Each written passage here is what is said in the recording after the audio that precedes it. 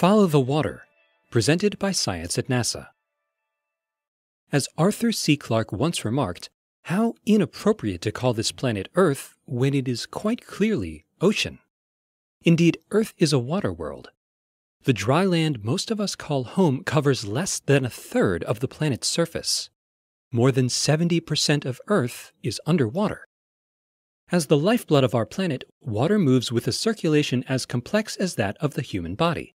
Evaporation, condensation, and precipitation transport warmth and moisture from ocean to ice pack, from river to rain cloud, from tributary to tundra, sustaining life and setting the stage for weather and climate. The water cycle, so familiar to all school-age young scientists, is one of the most dynamic and important elements in our studies of Earth, says John Grunsfeld, Associate Administrator for NASA's Science Mission Directorate in Washington, D.C. We're about to launch a new satellite that gives us critical information about how the water cycle works. It's called the Global Precipitation Measurement Core Observatory, or GPM for short.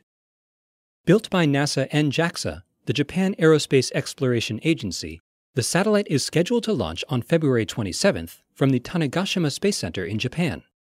GPM will fly 253 miles above Earth in an orbit inclined 65 degrees to the equator. This orbit allows the satellite to monitor precipitation all the way from the Arctic to the Antarctic circles. Working with a network of other satellites, some already in orbit and some planned for the future, GPM can measure rain and snow every 3 hours anywhere on the globe. The kind of data we'll get from the GPM network is unprecedented, says Gail Skowronek-Jackson, GPM project scientist at NASA's Goddard Space Flight Center.